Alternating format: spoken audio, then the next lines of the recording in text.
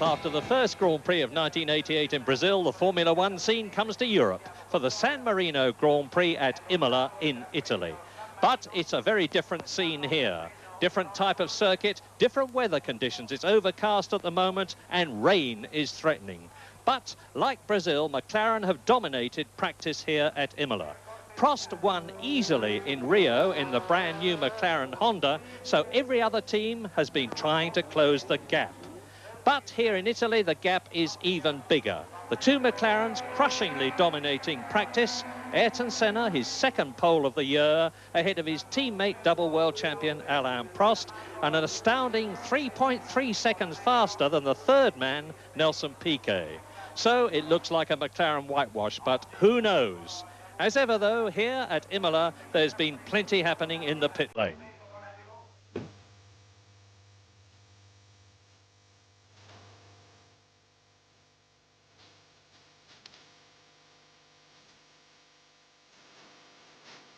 Last year, the British Tyrrell team won both 3.5-litre World Championships. So, for this year, they produced a new, and they thought, improved car. But at Brazil, it turned out to be not improved at all. The problem was that the car was too slow by about 3 seconds a lap. It was difficult to drive. It didn't have enough grip for the amount of drag it had in a straight line. You know, we can always pile on more wing to get more grip, but then you go slower down the straight. We've actually increased the wheelbase of the car by putting in an 8-inch spacer. You can see there between the engine and gearbox, and that's had a beneficial effect too, making the car a little bit quicker and a little bit easier to drive. Well, you've driven it at Imola. Is it better? Is it good enough? It's not good enough, no, but it is better. For the financially strapped little Italian Osella team, Imola was a disaster before practice even began, because when the car was scrutineered, it was excluded because the engine mounting points had been changed, as a result of which the regulations had been flouted. So, at Imola, no Osella. These are the very pretty and effective 3.5-litre Lolas, but there's a popular fixture missing from the Lola garage here at San Marino, Australian designer Ralph Bellamy, who has left the team. And his place is now being taken by the boss man at Lola, Eric Broadley himself. This distinctive feature, a humped back, is on a brand new car in the pit lane, the beautifully constructed Italian Dallara with a 3.5-litre Ford DFZ engine. The Ligier team are already having a season they'd rather forget. They produced an entirely new car for 1988, and a revolutionary one at that. But it has given major handling problems. So they have redesigned the rear suspension, but it's clear that the problem is in the aerodynamics area, and it's back to the wind tunnel. Well, a disheartened Ligier team have sadly got even more time for that wind tunnel work than they thought, because neither Arnoux nor Johansson have qualified, nor have Larori's Eurobrunn or Schneider's Zakspeed. So, on pole position, Ayrton Senna in his second race for McLaren. Pole position at Brazil too, but no points, because after brilliantly fighting through from last to second, he was excluded for contravening the start regulations. In second place on the grid is Alain Prost. He's won 3 times at San Marino, although he was excluded in 1986 for finishing with his car underweight, and he has a very worthy adversary in Ayrton Senna. No team orders. Nelson Piquet is third on the grid, world champion 1987. He won here in 1981. He was third in Brazil. This is his second race for Lotus, but he is sadly off the pace thus far. Fourth is the brilliant Italian Alessandro Nannini, the top atmospheric induction driver in his Benetton Ford, more than justifying Peter Collins' decision to recruit him.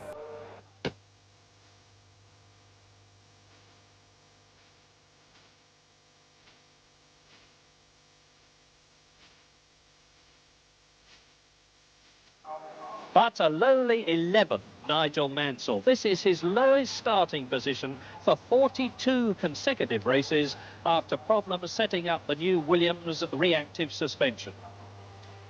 Derek Warwick is 14th in the Arrows spare car he qualified.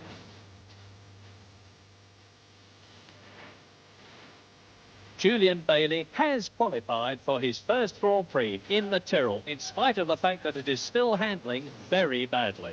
And Bailey's team partner, Jonathan Palmer, the 3.5-litre world champion of 1987, is 24th on the grid for the same reason, a poor handling Tyrrell. 26 to start then. 60 laps, 188 miles, and almost certainly drama in the last few laps. So they are all set now. The starter will press the button for the red and then the green. The San Marino Grand Prix has started. Senna gets away well. Nannini, terrific. Past Prost, who's left very badly on the line. It's Senna, Nannini, Piquet. Berger is well up, so is Patrese, and so is Eddie Cheever as they go round the left-hander at the Tamburello. It is Senna leading. Piquet is now second. Down to third goes Nannini. Up to third comes Patrese. Patrese in the 3.5-litre Judd-powered Williams is third ahead of Nannini. Berger is in fifth place. Eddie Cheever is sixth. There is Alain Prost taking Cheever, and sixth place Senna, Piquet, Patrese. Then the Benetton Ford up now towards the Tosa. Then from there to the Piratella, through the Acqua Minerale. That's the chicane that they're at now. Now they start to climb a little, and there is Cathy and the Scarlet Ferrari. 3 Scarlet cars, but Senna leading, trying to build up a gap between himself and Piquet, Patrese, then the Benetton. Yes, Capelli going well. He got past Boutsen going into the chicane there. But it'll be interesting to see what tactics Alain Prost adopt, having made a poor start, and I think he was boxed in on the long run down to the first corner by the normally aspirated cars. Couldn't really use his turbo power, but I wonder if he'll elect just to take it easy in the early part of the race and try and, as it were, build up a credit balance of fuel rather than waste fuel trying to fight his way past a group. I would suspect that would be the right tactics, and I'm sure he'll do it, and hope that he's got more fuel left in the latter part of the race than his turbo rivals, because it's certainly expensive on fuel when the cars are tightly packed ahead of you as they are now. Coming up now towards the Tamburello, on from there to Tosa, the climb from Tosa to the Piratella. Piquet's easing away a little, but he's not closing the gap as Senna goes through. There's Piquet. Patrese still third, Berger fourth. Prost is up into fifth position now on lap 3. And Nigel Mansell has made one place. He is in 10th position at the present moment. And that looks like Capelli, who has stopped, so what a shame for Ivan Capelli. He was going very well, of course, in front of his home crowd here in Italy. Now this is where Prost might just turn his boost up to try and dispose of Berger, because he's getting a bit of a tow down the straight, and I think, yes, he has. Prost has hit the boost button by the look of it, but I think Berger's responded by doing the same thing. And that'll be annoying for Prost because he's wasted fuel, but he's got out of the corner quicker. Can he outdrag Berger up the hill? And it certainly looks like it, and Prost is through into 4th place. Now, he shouldn't have too much difficulty if he can get close up behind the Williams. He's got the big power advantage when they get onto the straight next time, and then he will feel a lot happier when he's in clear air. And meantime, Ayrton Senna on lap 5 out of 60 is now nearly 6 seconds ahead of Nelson Piquet, who is 1 second ahead of Patrese, who has got Prost behind him in 4th position, and he won't be there all that much longer, I think, because Prost has got a power advantage over the 3.5-litre Judd-powered Williams, which he will soon exploit, because he's coming up to the really quick part of the circuit after this lap has completed, from the start and finish point through the Tamburello up to the Rettifiglia. and Tosa, it's about 190 miles an hour, and this is going to be Prost's opportunity. He's fourth at the moment in the red and white car, chasing Patrese, ahead of Berger there, number 28 in the scarlet Ferrari, in fifth position. Nannini is still sixth. Now, is Prost going to get that third position here from the 3.5-litre car of Patrese? He's right on his tail. He's going for it. He's got the power and he's through on the inside. So it is now Senna leading, Piquet second. Prost is gaining in third place in the second McLaren Honda. Patrese down to fourth, still ahead of the turbo Ferrari of Berger, fifth. Nannini has got the Ferrari just in front of him. Nannini in sixth position. Then Eddie Cheever holding on in the White Arrows Megatron seventh. Boutsen is eighth. Mansell is still ninth. Streff is 10th in the AGS. Warwick is 11th. Tarquini is 12th. And this Imola circuit has got a bit of everything. It's got tremendous speed, and there goes, back a place goes Berger. Nannini whistles through on the inside, on the exit to the Acqua Minerale, and regains the place he lost to Berger. And Ferrari look as though they're in trouble already. Alboreto is way down the field after a dreadful practice, and Berger is sliding back. Yes, they had a lot of engine trouble in practice. They couldn't get the engine's brain working quite right. Apparently they changed quite a lot of the... And Boutsen has moved up a place now. He's ahead of Eddie Cheever. He is in seventh position. Now, Patrese already getting wide at him. Patrese moved over a bit then, but that is what we expect. And if Nannini didn't expect it, we'll soon find out, because it won't be... We'll keep doing that until Nannini can find a way past. There is a very fine line, of course, between holding your racing line and being deliberately bloody-minded and obstructive, and that is exactly what a lot of people in the past have accused Patrese of being and doing. And he's demonstrating that there is a very fine line at the moment as he grimly holds on to his fourth place. And this is where Nannini needs to be. The other top turbo teams will be joining these top teams with normally aspirated cars next year, and this certainly augurs very well indeed for good motor racing next season. Tremendous forecast scrap, and Nannini has finally done it, and he did it as we suggested. He sent Patrese to sleep. Patrese was not defending his position then. He sold him a dummy, and Patrese left the door wide open. After all that blocking and things, he just fell asleep on the job. So here we see it again now. Patrese doesn't think he's close enough, leaves the door wide open, and Nannini thinks it's his birthday, because I'm sure he didn't expect a present like that. But in this race of mounting excitement, Senna on lap 26 now leads Prost by 9.5 seconds. Piquet is hanging on to his third place ahead of this titanic battle for fourth place, which is now held by Alessandro Nannini, who's pulling away. You can see there. Engine sounds healthy at the moment, so one would have to suspect that he's got a bit of tyre problem or something like that, or something's gone wrong with the balance of the car, because it looks fairly minor. And looking at it again, here is Boutsen. There goes, which is effectively the outside, it's the inside of that corner, but the outside of the main one that comes up, but he got clean through, you see, and was able to let his car swing across the road and block any response from Patrese. So Patrese has dropped 3 places in one lap, in the space of a lap, because Nannini managed to get his wheels inside Piquet's. Piquet was up against the curb. He couldn't go any further over himself, and you don't want to touch wheels from there, because they start flying in the air and doing all sorts of horrible things.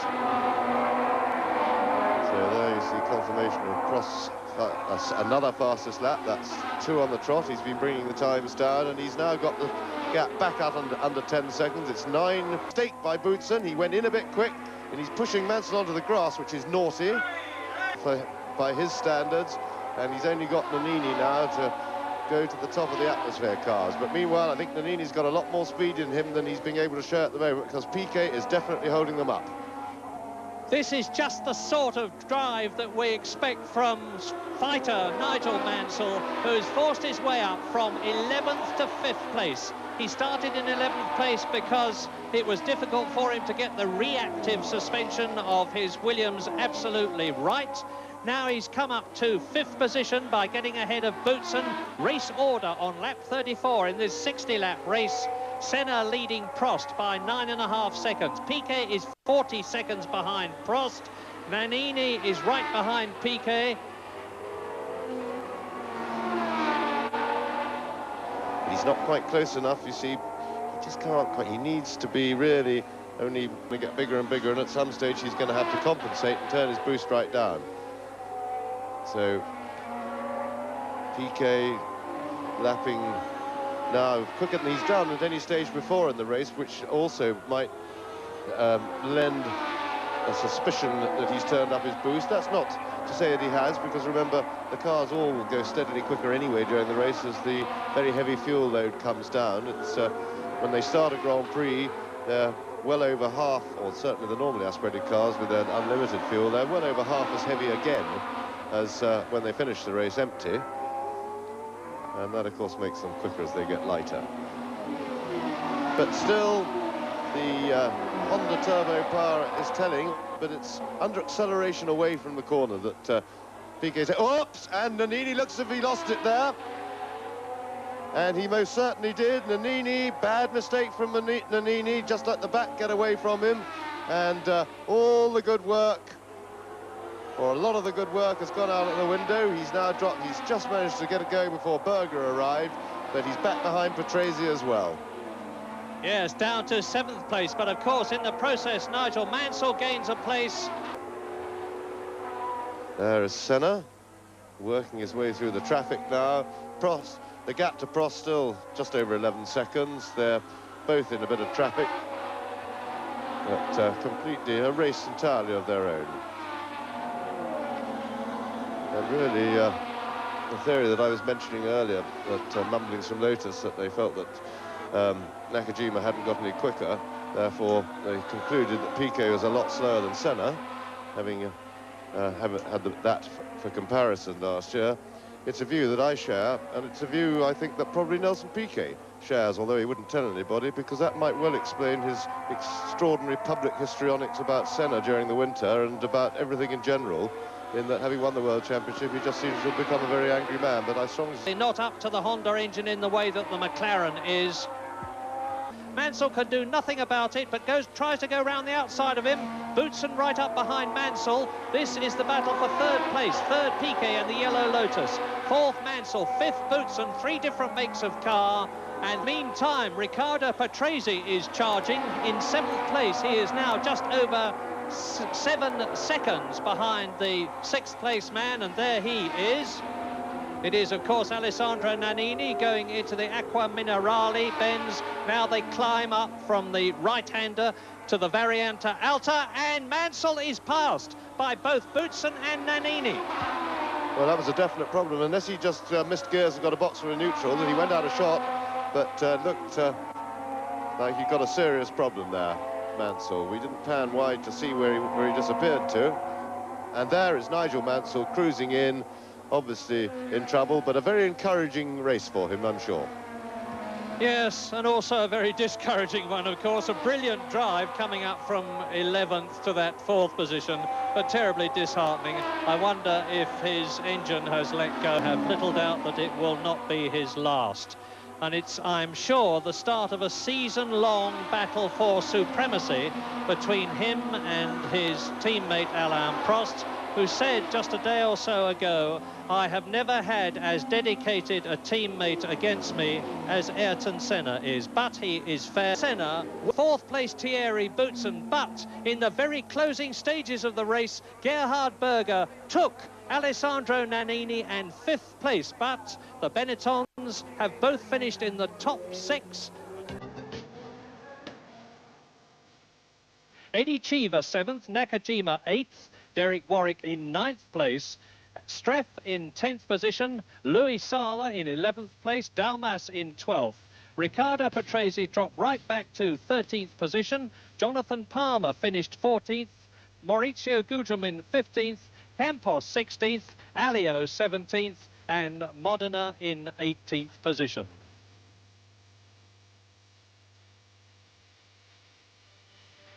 And And after that superb San Marino Grand Prix, Alain Prost continues to lead the World Championship with 15 points. But up into second place with 9 points goes his teammate Ayrton Senna. Tying for third place, Nelson Piquet and Gerhard Berger, 8 points. And tying for fifth place, Britain's Derek Warwick and Belgium's Thierry Boutsen with 3 points. McLaren have increased enormously their Constructors' World Championship lead, 24 points. 14 ahead of Ferrari in second place on 10. Lotus are third with 9, and Benetton are fourth with 4. With me, the two men of the day, and increasingly it looks like the two men of the year. Ayrton, it's never easy to win a Grand Prix, but you made it look very easy. How difficult was it?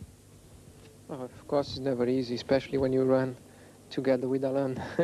But the handling of my car was very good, and I only had problems right at the beginning after 5 or 10 laps. Some smoking coming under braking, so I thought this is another one I'm not going to finish. Then carry on. Then I had a gearbox problem when the gear lever started to get loose. I said it's just a question of time, but stay together, and then was just a question of looking after the fuel all the time, trying to keep the difference with Alain between 6 and 10 seconds, and overtake the slow cars, which were a lot of cars and difficult. My race was not too bad, but because I missed the start, it was a little bit different. I had to overtake cars and put a little bit more boost at the beginning. I was down on fuel. Then I had to be a little bit more conservative on fuel, but I was too conservative. Well, there is no doubt that you have a very worthy foe in the team, in Ayrton Senna. Yeah, sure, it's quite good. We are working well together, and this kind of race is good for spectators, and even for us. We are fighting. It's fair. I mean, at the moment we have no problem, and being first and second for sure. I'm pleased with Ayrton. He missed a race 2 weeks ago. Quite happy to finish second and still leading the championship. The most important is we have one car, fantastic, and we can. I think we are going to win the championship again, McLaren, and who is going to be the champion is going to be Ayrton and me, I think. Well, two very happy men here at Imola. In a fortnight's time, the Monaco Grand Prix. Are they going to be happy there? Join us on Grand Prix and